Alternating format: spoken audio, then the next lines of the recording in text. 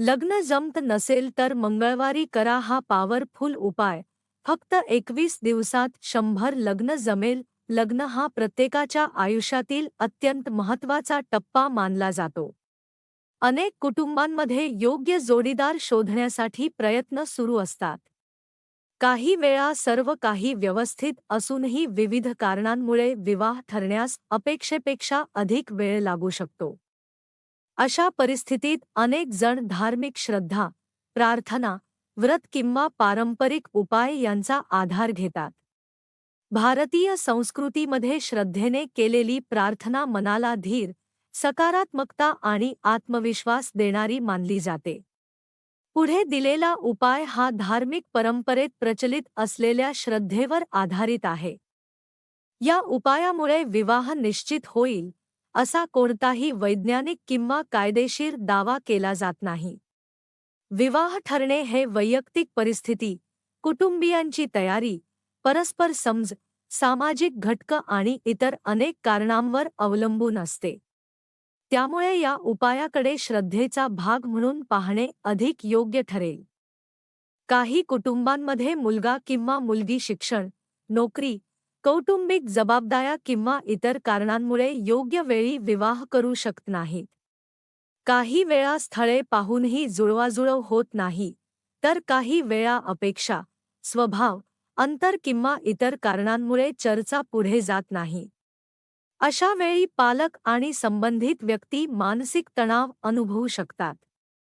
अनेक जण देवाचे स्मरण, प्रार्थना आणि आध्यात्मिक मार्गांचा अवलंब करून मन शांत ठेवण्याचा प्रयत्न करतात. श्रद्धेमुळे मनाला बळ मिळते आणि सकारात्मक दृष्टिकोन टिकवून ठेवण्यास मदत होते, असा अनेकांचा अनुभव असतो. धार्मिक परंपरेनुसार भगवान हनुमान यांना धैर्य, निष्ठा, सेवा आणि संकटमोचक स्वरूप मानले जाते. अनेक भक्त मंगळवार हा दिवस हनुमान उपासनेसाठी विशेष मानतात. श्रद्धेनुसार या दिवशी प्रार्थना, नामस्मरण आणि साधी पूजा केल्याने मन स्थिर राहण्यास मदत होते, अशी अनेकांची भावना असते. पुढील माहिती ही अशाच एका पारंपरिक श्रद्धापद्धतीचे वर्णन आहे. या उपायासाठी शक्य असल्यास संबंधित मुलगा किंवा मुलगी स्वतः सहभागी होणे योग्य मानले जाते. जर काही कारणास्तव ते शक्य नसेल, तर कुटुंबातील जवळची व्यक्ती किंवा पालक श्रद्धेने प्रार्थना करू शकतात. मात्र या कृतीमागील मुख्य उद्देश मनापासून प्रार्थना करणे आणि सकारात्मक विचार ठेवणे हा असावा. श्रद्धेनुसार मंगळवारच्या दिवशी सकाळी लवकर उठून स्नान करून स्वच्छ वस्त्रे परिधान करावीत. काही परंपरांमध्ये पिवळ्या रंगाचे वस्त्र शुभ मानले जाते. त्यामुळे इच्छेनुसार पिवळ्या रंगाचे स्वच्छ वस्त्र परिधान केले जाते.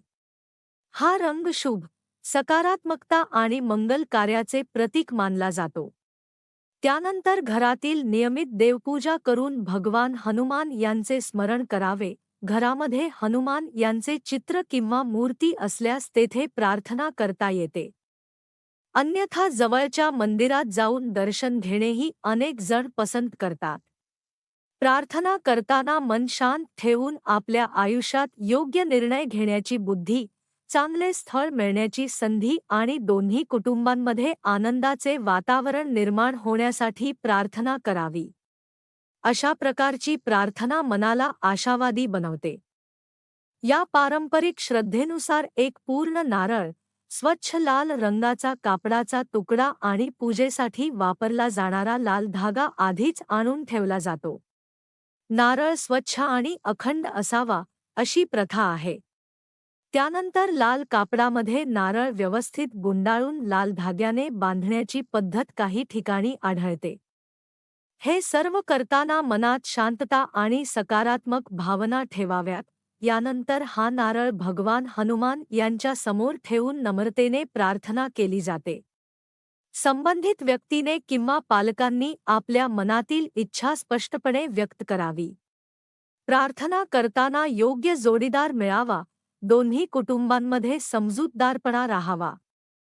विवाहासाठी योग्य वेळ आणि संधी लाभावी तसेच सर्व निर्णय सर्वांच्या हिताचे ठरावेत अशी भावना व्यक्त करावी. कोणाच्याही मनात भीती किंवा अंधश्रद्धा निर्माण होणार नाही याची काळजी घेणे आवश्यक आहे. काही परंपरांमध्ये मंदिरात प्रदक्षिणा घालून पुन्हा तो नारळ घरी आणण्याची पद्धत सांगितली जाते. त्यानंतर तो स्वच्छ आणि सुरक्षित ठिकाणी ठेवला जातो. ही कृती पूर्णपणे धार्मिक श्रद्धेचा भाग आहे. यामागे कोणताही वैज्ञानिक निष्कर्ष उपलब्ध नाही. त्यामुळे हा उपाय श्रद्धेनुसार करावा किंवा करू नये हा प्रत्येकाचा वैयक्तिक निर्णय आहे. काही लोकांच्या मते विवाह निश्चित झाल्यानंतर पुन्हा मंगळवारी मंदिरात जाऊन भगवान हनुमान यांचे दर्शन घेऊन कृतज्ञता व्यक्त करावी आणि पूजेत वापरलेला नारळ अर्पण करावा. अनेक भक्त आपल्या जीवनातील आनंदाच्या प्रसंगी देवाचे आभार मानण्याची परंपरा पाळतात. ही कृती श्रद्धा आणि कृतज्ञतेचे प्रतीक मानली जाते. काही ठिकाणी पिवळ्या कापडामध्ये हळदीचा तुकडा बांधून स्वतःजवळ ठेवण्याची ही लोकपरंपरा आढळते. हळद ही शुभतेचे प्रतीक मानली जाते. तथापि यामुळे विवाह निश्चित होईल असा कोणताही पुरावा उपलब्ध नाही. त्यामुळे याकडे धार्मिक श्रद्धेचा भाग म्हणूनच पाहावे. विवाह ठरण्यासाठी केवळ धार्मिक उपायांवर अवलंबून राहणे योग्य नाही. त्यासोबत व्यवहार्य प्रयत्न करणेही तितकेच आवश्यक असते.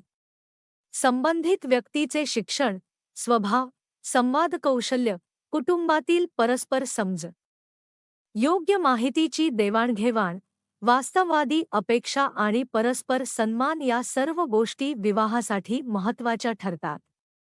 तसेच विवाहाच्या निर्णयामध्ये दोन्ही व्यक्तींची स्पष्ट संमती आणि आनंद सर्वात महत्त्वाचा घटक असतो. पालकांनीही मुलगा किंवा मुलीवर अनावश्यक मानसिक दबाव टाकू नये. प्रत्येक व्यक्तीचा जीवन प्रवास वेगळा असतो. काहींचा विवाह लवकर ठरतो, तर काहींना योग्य जोडीदार मिळण्यासाठी अधिक वेळ लागू शकतो. त्यामुळे संयम राखणे, सकारात्मक विचार ठेवणे आणि योग्य प्रयत्न सुरू ठेवणे अधिक हिताचे ठरते. श्रद्धा आणि अध्यात्म अनेकांना मानसिक आधार देतात. नियमित प्रार्थना, चांगले विचार, सकारात्मक दृष्टिकोन आणि संयम यांमुळे आत्मविश्वास वाढण्यास मदत होऊ शकते. मात्र कोणताही धार्मिक उपाय हा निश्चित परिणाम देईल असा दावा करणे योग्य ठरत नाही. जीवनातील प्रत्येक निर्णय विचारपूर्वक, परस्पर संमतीने आणि वास्तव परिस्थिती लक्षात घेऊन घेणे आवश्यक असते. जर विवाहाबाबत अडचणी येत असतील तर विश्वासू नातेवाईक, कुटुंबातील ज्येष्ठ, विवाह सल्लागार किंवा संबंधित क्षेत्रातील जाणकार व्यक्तींचे मार्गदर्शन घेणेही उपयुक्त ठरू शकते. संवाद, समजूतदारपणा आणि सकारात्मक प्रयत्न यांमुळे अनेक अडचणी कमी होऊ शकतात. शेवटी एवढेच म्हणता येईल की श्रद्धा ही प्रत्येकाची वैयक्तिक बाब आहे. प्रार्थना मनाला स्थैर्य, धीर आणि आशा देऊ शकते. त्याचबरोबर योग्य प्रयत्न, परस्पर विश्वास, स्पष्ट संवाद आणि वास्तववादी दृष्टिकोन यांची जोड मिळाल्यास विवाहासंबंधी निर्णय अधिक सुयोग्य पद्धतीने पुढे जाऊ शकतात. त्यामुळे कोणताही उपाय करताना तो श्रद्धेने, विवेकबुद्धीने आणि सकारात्मक मनाने करावा. जीवनातील प्रत्येक चांगली गोष्ट योग्य वेळी घडते, हा विश्वास कायम ठेवत संयमाने पुढे जाणे हेच सर्वात महत्त्वाचे आहे.